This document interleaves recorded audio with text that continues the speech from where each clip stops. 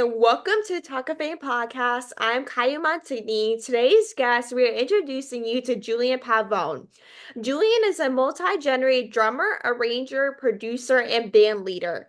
He has shared a stage with legends such as Omar Hakim in Berklee's 40th anniversary signature showcase, as well as recorded for Berklee's Snarky Poppy Ensemble. He broke the Guinness World Record for youngest professional drummer at age 4 and believe it or not, still holds the record today. Julian encourages Vic Firth, Sabian Cymbals, Tycoon Percussion, and Cympad, as well as working with and recommending Fatfreq and monitors. He currently studies contemporary writing, production, and performance at Berklee College of Music and can be found performing in the greater Boston and New York area. Outside of drumming, Julian is also the president and founder of the Miracle Club, a Berklee club that hosts Battle of the Band competitions for charity. In the club's first series of events, Julian helped raise over $13,000 for Boston Children's Hospital, as well as appearing on Boston 25. Through this opportunity, Berklee students were able to present their artistry and gain exposure while seamlessly supporting a good cause. This year, the Miracle Club will be in support of the Save the Music Foundation, a charity whose mission is to help students, schools, and communities reach their full potential through the power of making music. Welcome to the show, Julian. Thank you so much for having me. So you made headlines when you broke the Guinness World Record for the youngest professional drummer at just 4 years old. Like, what was that like for you? I don't really remember much because I was so young. Mhm. And yeah, and it wasn't something that we were out to do either. It was just like I was doing some shows when I was really young, and they had reached out because I was getting close to breaking the record. And they were like, "Hey, you're like in the running for this record." And we were like, had no idea. So it was never something we set out to do, but just from building my career when I was really young. It just so happened that I had broken the record as well. Gosh, like, did you start drumming at 4 years old, or did you start earlier before they reached out to you? Yeah, I started. I was believe it. Well, the story is I started when I was 3 months old because my dad, he played drums as a hobby, and so he would have me in like a baby carrier, and I started grabbing the sticks and hitting the sticks and hitting the drums. So that's the story.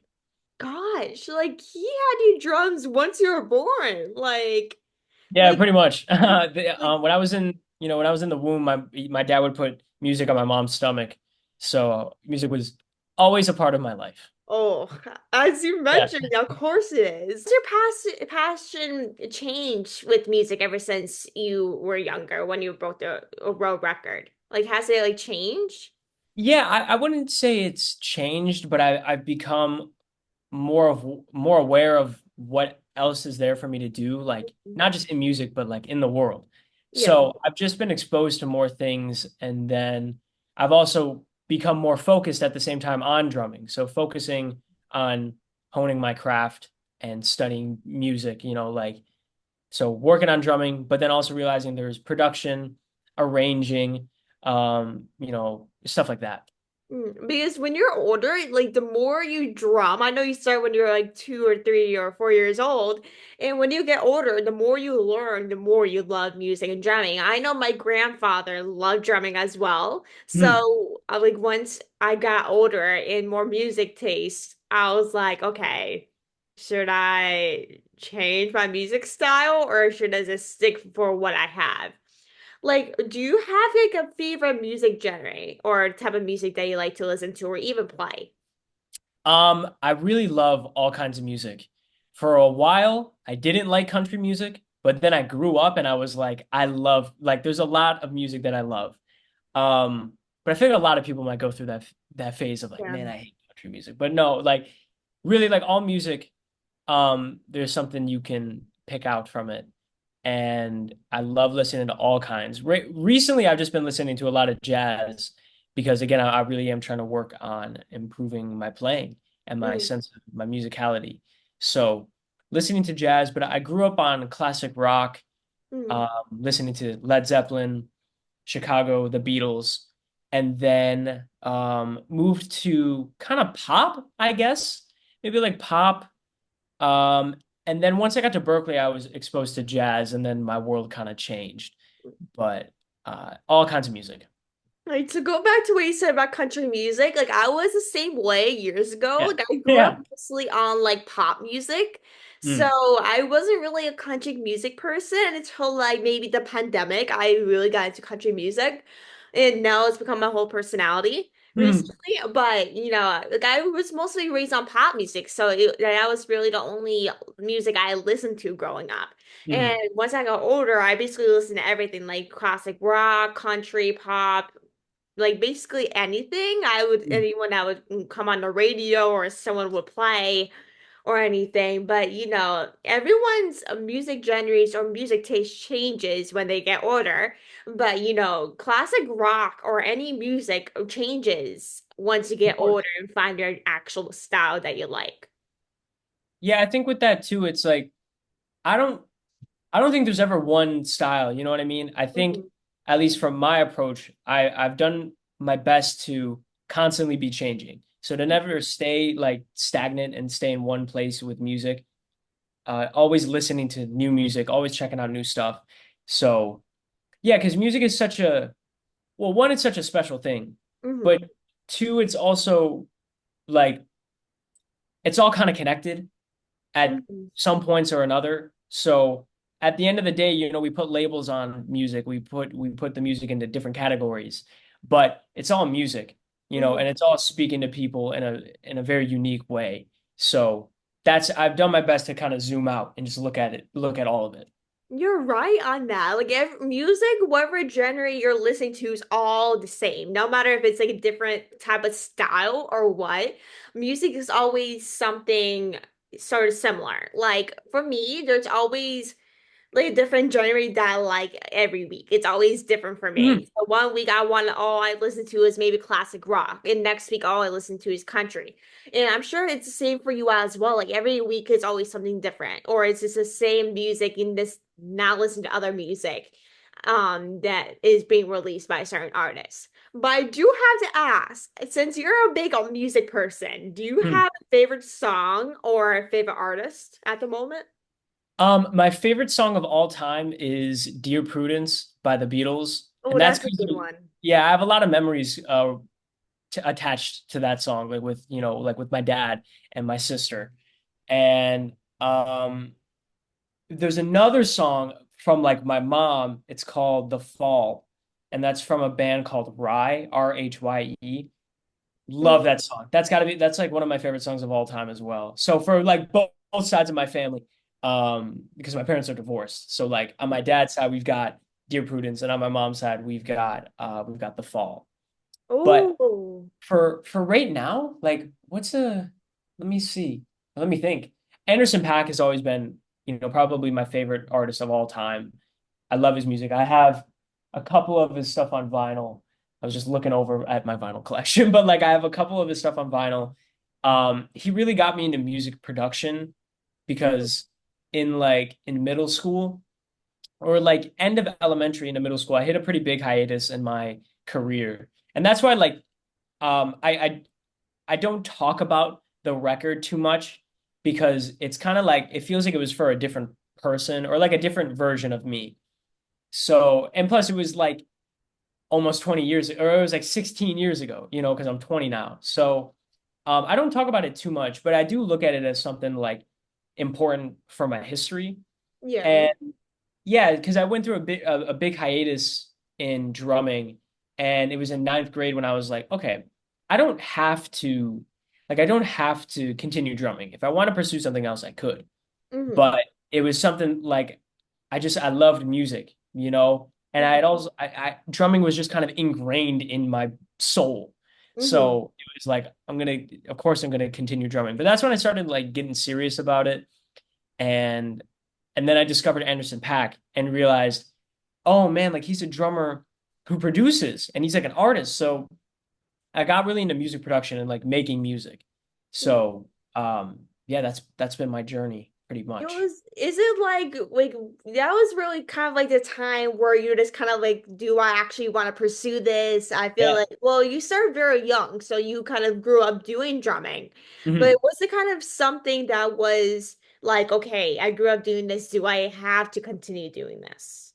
Yeah, it was like, do I enjoy it? You know, is it Yeah. something that I want to continue doing? Because yes, I did it for so long, but I also don't have to keep doing it if I didn't Yeah. want to. But I wanted to, so I did. Yeah, I've honestly been the same way. Like I've been doing this for like 3 years now, ever Mhm. since like mid-COVID.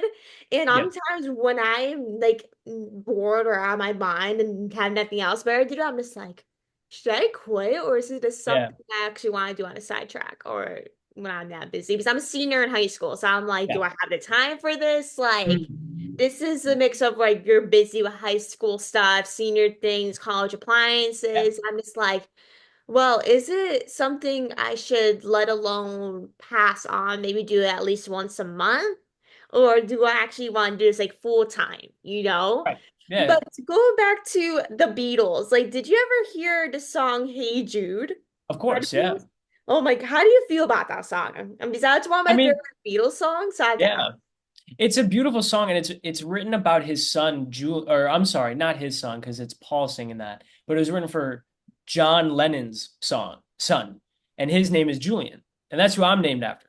So Hey Oh, Jude is what? about Hey Jude is about John Lennon's son Julian, and yeah, I mean it's a beautiful song. Like the Beatles were so influential in songwriting, you know, and this idea of like a band, like that's the most famous band of all time. Right?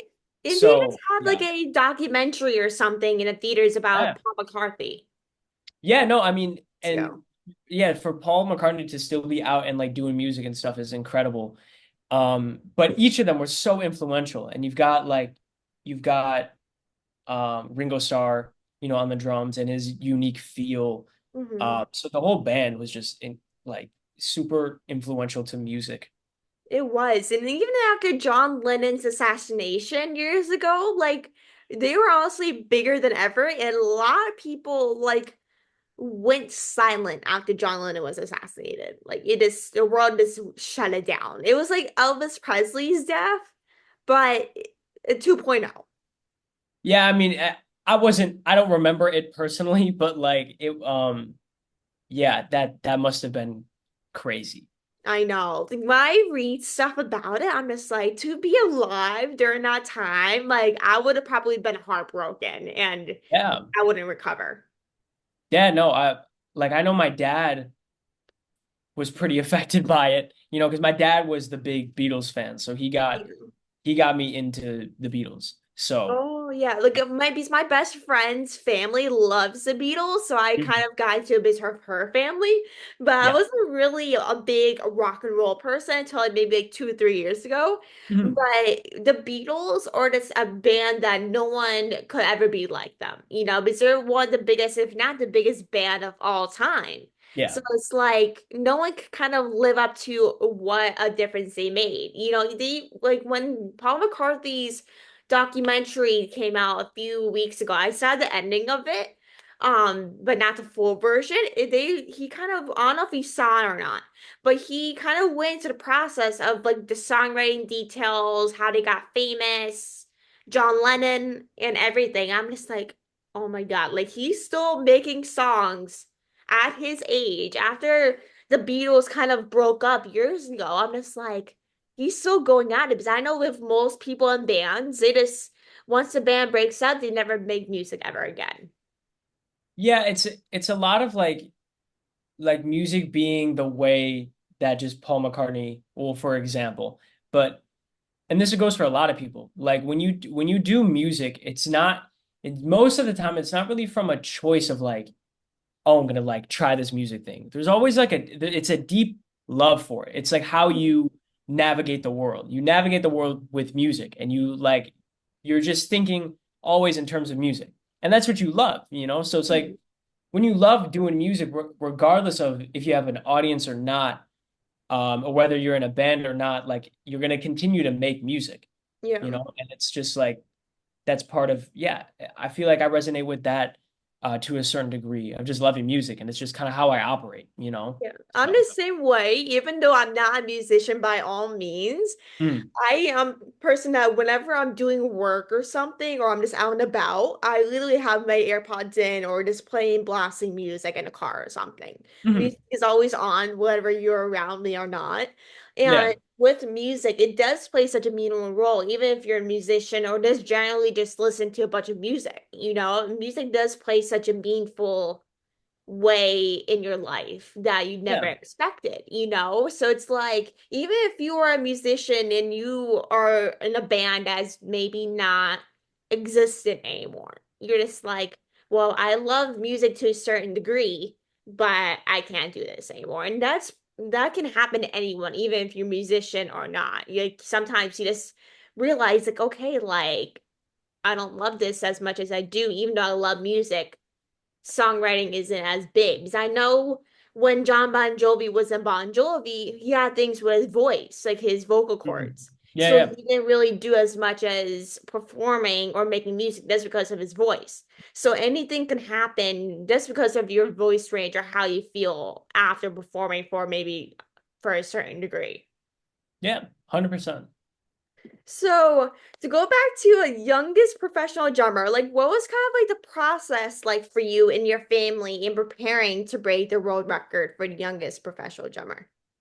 Yeah, so like I was saying before, it was never something we set out to do. It was just I had been performing growing up, doing shows, and they reached out just saying I was in the running because there's I had to do like a certain amount of or a certain amount of performances. I had to be paid to do the performances, and yeah, there's other like requirements like that. So we were just on the way to beating the record, and that's what happened. Like were you up against other people or was it just you that were kind of doing other things? There was a previous holder. It was a drummer out of Japan, and so I think he had the record at 9. So yeah, again, it wasn't like multiple people got together and were like, oh, we're gonna race, you know what I mean, and like get this. It was just like, I was doing my thing, performing, and then Guinness reached out, and we went from there. That's great that they found you because like when you start performing at that age, like Mm, I like personally, I wouldn't think about the Guinness World Records or whatever it's called until someone reached out like, oh, that's a thing, that's a record that's in existence. I wouldn't think that was an award for that or a record. yeah, like at the time, because Guinness too has change a little bit. There's a lot of like you usually see like the tallest man or like the Yeah. tallest person, you know what I mean? Like or the biggest skateboard, you know, but like Guinness I think was bigger. Like I remember Dude Perfect, like watching Dude Perfect on YouTube, like Yeah. breaking records, you know. So it was like it's just like times have changed a little bit. But at the time, yeah, it had some heft to it. And again, it's still a very important part of my history and like where I come from and how I got here today. So Yeah, like it definitely gets you kind of starting out there. And it does encourage you with that because not a lot of people win those rare records. Like people probably go ride or die to win one of those records. Like do yeah. perfect. Like I used to watch them as well. So it was Yeah. like when I saw them, I was like, well, they're gonna break a record at some point. It's a matter of what. So but Yeah. they have a record for really anything. So it's like you can just try something or read the book or something and see, Mhm. oh, this person maybe flipped two skateboards, for example, and landed at the same time. Like Mhm. it's literally like you can get it for anything, which is crazy. Mhm. Yeah. And as a multi-genre drummer, like how do you adapt your playing style to fit different musical genres? And do you have a favorite genre to play personally? In terms of like my favorite genres and the genres I really enjoy playing, um, and how I adapt it, it's from like zooming out. So like zooming out and looking at music from a little bit of a broader perspective and realizing like it is all connected. You know what I mean? It's like there are going to be certain styles I enjoy playing more. Like that's just bound to happen. Mhm. And there's also, yeah, there's going to be certain things that you just spend more time doing just based on like the people you're around or the music you're listening to. So all those things and like your upbringing, like that's going to affect the music that you enjoy listening to. Hmm. So I think, yeah, it's from listening to just a lot of music. So like listening to a lot of music, being put in positions where I have to prepare different types of music, it just keeps me like on my toes. It keeps me, um, yeah, ready for hopefully anything. Yeah, like as a musician, like it really does keep you on your toes for really anything, whether you're maybe a drummer like yourself or just creating music or as a songwriter. Like it keeps you busy, and as a lot of musicians, they juggle between maybe classic rock, pop, country, or maybe combine all of them at the same time for an EP or an album. So it always Mhm. keeps people on their toes, always busy trying to make a new music. But not everything always comes out once, which people oftentimes stress, like, oh my gosh, like I haven't maybe released a song in like 2 years. And they always try to kind of force themselves to write a song to release, even though it might be that good, maybe it's because it's rushed, and not a lot of music is as good if it's rushed. And Yeah, sometimes people just sometimes rush it just because they haven't released some music in 2 years. So it really does keep you on their toes, but nothing should be rushed, even though maybe you haven't released music in 2 years or so. But being a musician always keeps you busy on your toes 24/7. pretty much. Yeah. So, looking ahead, like what are your goals for future, both as a musician and as the founder of the Miracle Club? Um, I right now I'm playing with an artist out of Boston. He also goes to Berklee, but his name is Simon Davis. And I've been playing his music and we have an incredible band put together. And I have a lot of faith in his music and in this band. So I want to keep playing with these people as much as I can because it's like not only do I love the music, but I love everybody involved. And Mhm. they've all become some of my closest friends, and I feel like I connect with them on a deep level.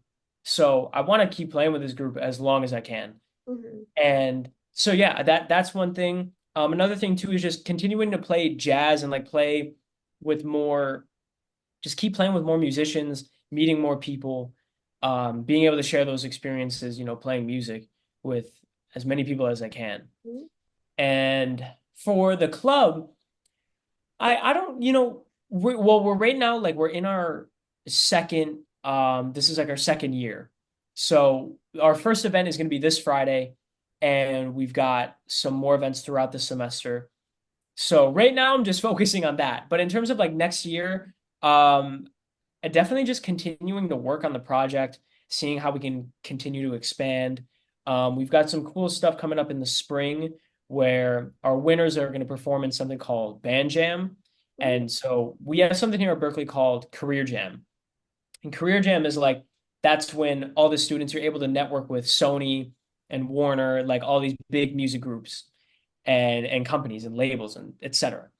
But there's an after party for Career Jam because we have a keynote speaker. Last spring we had Phineas, who it's Billie Eilish's brother Mhm. and Billie Eilish's producer, and he was incredible. Like he came and spoke, and yeah. So the for the Career Jam after party, the winners from our competition are going to be able to perform in that, and so yeah, it should be really cool. We're fundraising for Save the Music, which is a foundation. They create music programs and they donate music technology to middle schools and high schools. So all really good stuff. Always, staying busy, like we said.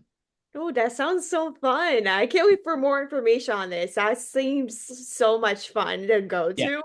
And of course, Berkeley is the home of music, so that is honestly the perfect place for music and to get all of these people together and everything. So that seems it's gonna be such a fun time. But Mhm. thank you so much for coming on Yeah, this time and talking with us.